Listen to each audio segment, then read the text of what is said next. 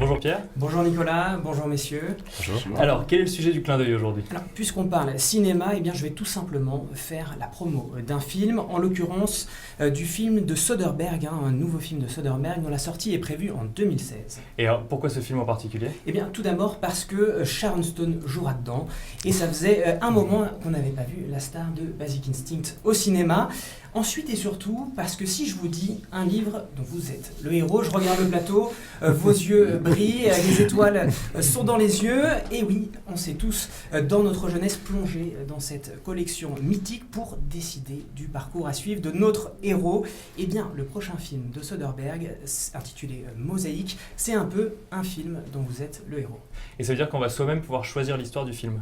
Alors exactement, même si pour l'instant eh bien, les informations sont partielles, puisque on ne connaît même pas encore la date de sortie, on sait juste que ce sera en 2016, mais en effet, Mosaïque va donner le pouvoir aux téléspectateurs. Ils pourront décider le long du film eh bien, de son déroulement devant leur télévision au moyen d'une application. Vous parlez d'objets connectés au moyen d'une application sur leur smartphone ou tablette. Et pour donner ce choix, évidemment, le réalisateur, entre autres, de Trafic et d'Erin Brockovich, Seul contre tous, tournera autant de scénarios que proposés au choix du public.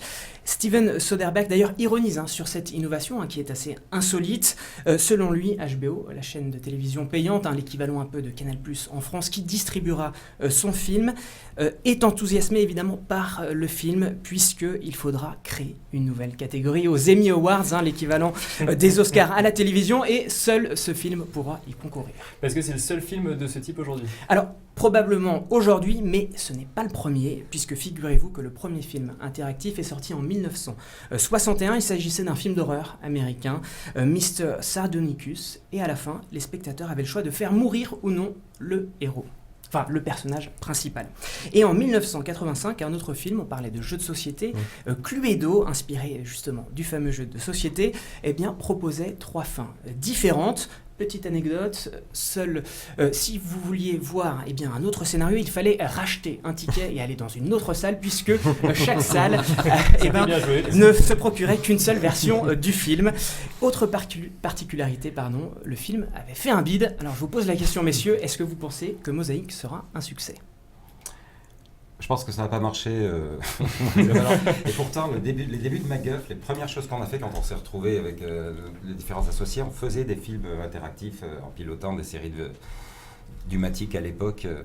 Le problème, c'est une expérience éminemment personnelle. Je ne vois pas comment ça, avec une tablette et en direct, c'est comme quand on a un film en subjectif en 360, ça ne marche que pour une seule personne. Donc je ne vois pas comment on peut déplier ça de manière...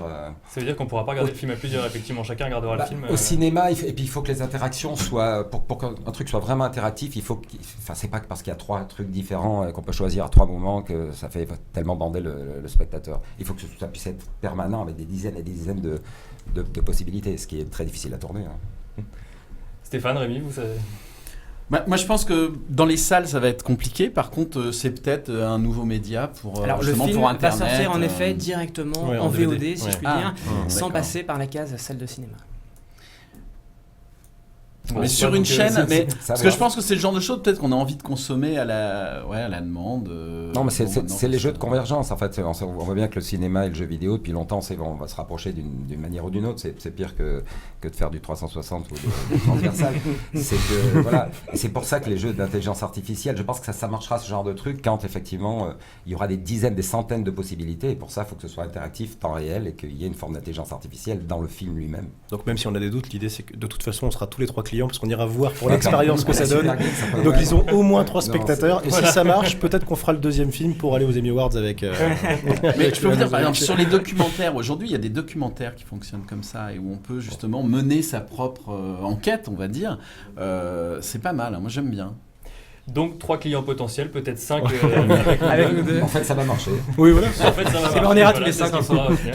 Merci beaucoup, messieurs, pour votre participation à cette émission. Merci à vous d'avoir suivi Virage Digital. Je vous donne rendez-vous dès cet après-midi pour retrouver le replay sur Décideur TV, sur ZDNet, mais également sur PC Expert.